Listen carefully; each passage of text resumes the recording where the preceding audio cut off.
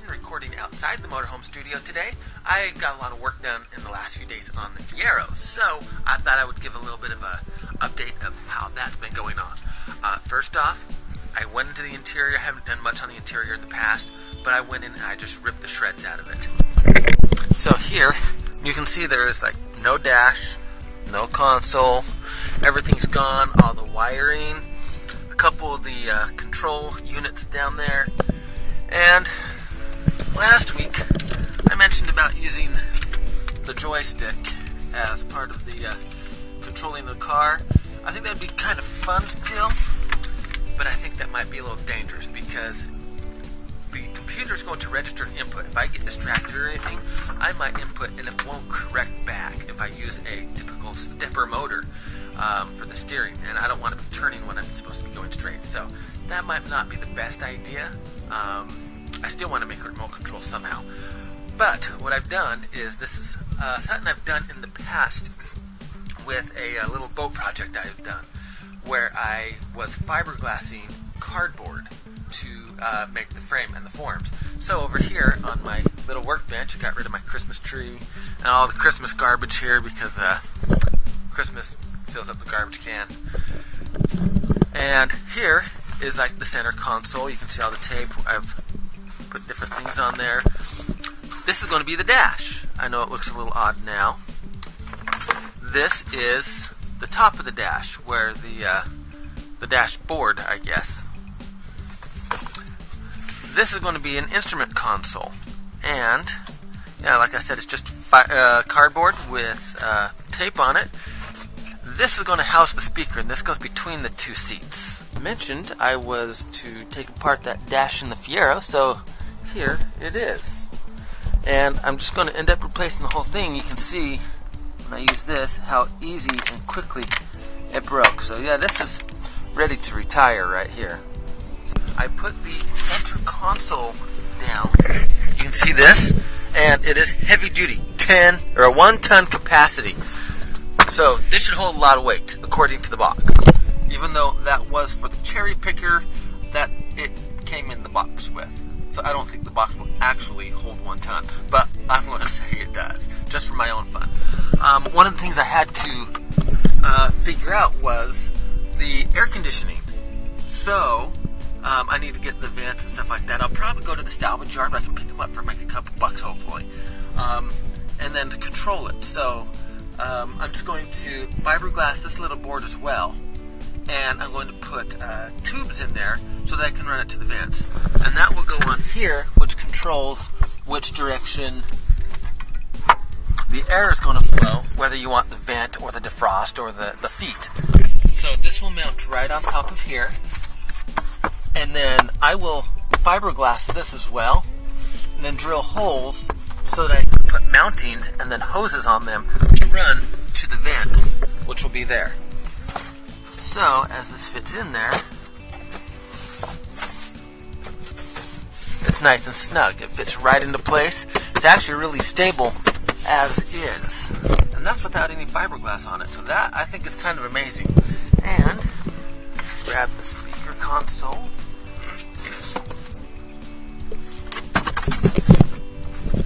So it goes right here. It will mount right between the two seats, just like the original one did. So now I have what seems like an almost normal cardboard car. So I'm going to mount my switches here. I'm actually going to do a couple other things here, and most importantly, I gotta have cup holders. So right here and right here, I will have a couple of cup holders. So that is currently the update with the Fiero. I've been having a lot of fun. And here's a schematic. I know this means absolutely nothing to you, but this is the POT, or the pot, to control the Arduino for the pulse width modulation, to control the other MOSFETs, the high voltage MOSFETs, to run 120 volts from either one of two banks of batteries to run the motor. So truthfully, once I get those, I should have a functional car, hopefully, we'll see.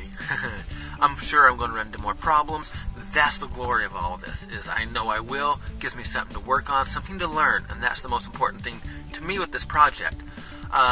You can see I've redone this entire console inside this car, and it's tape. I already had the tape. I have like 6 rolls of tape, and then cardboard. The cardboard console came from the cherry picker, and then the table. When I was out at the Fiero farm or at some of the other book signings, I went and bought this table at Staples so I can put my books and my stuff on it. And so I kept the box laying around because I just like big boxes. You never know what you're going to do with them. So the cardboard didn't cost me anything.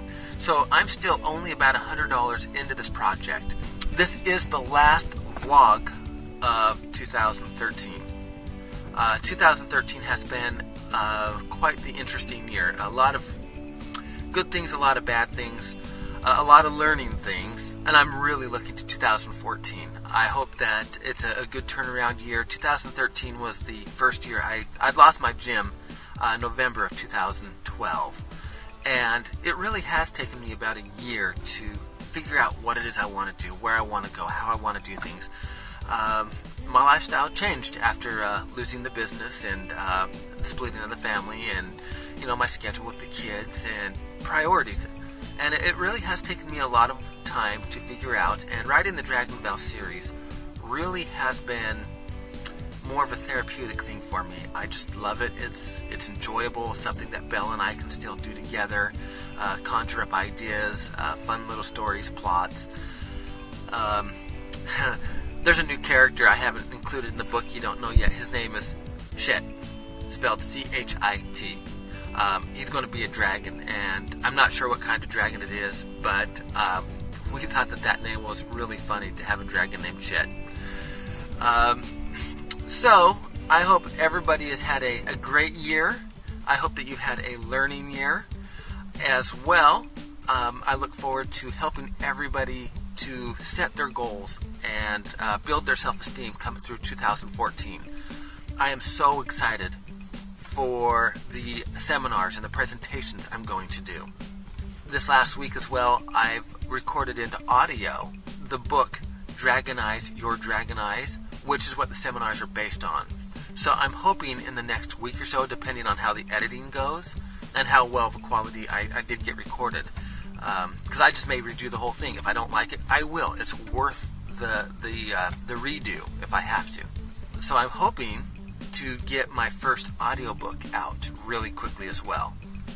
So for 2014, look forward to the seminars. Look forward to Book 2, Dragons vs. Men. And as well, last week or 2 weeks ago, I mentioned that I have a huge project I want to work on. I want to build a production studio. And part of the seminar is going to take a step forward into that. That's why it's taken me a little while to figure out where I want to go. I want to be like Warner Brothers or Paramount, where people can come in, rent the facility, rent the equipment like the cameras, the sound mixers, the computers, whatever they need to make a movie. Because of course the goal is to make the Dragon Bell series into a full-length feature, and it's going to require the animation, the audio, the recording. So I'm hoping that I can start getting that worked out, and I expect that to be at least a 10 to 15 year goal. So I've got a lot of time to do these vlogs and to show how things are going to go as I build up more equipment. Hopefully my visual effects for these blogs, or the vlogs here, get the right term for you, really start to improve, that I can get things done quicker. That's why I want to teach people this open source stuff, so they can come in and they can use these things. And I'm really excited to see how creative other people can get. Somebody told me that I have a huge imagination. Well, for me that's actually a compliment, but when I analyze that statement, it just means I'm so far in touch with reality. But that's okay with me. I'm good with it. I can imagine my own. So I hope everybody has a great New Year's Eve and a great New Year. Set those goals, and again, I hope you have another great week. See you next year.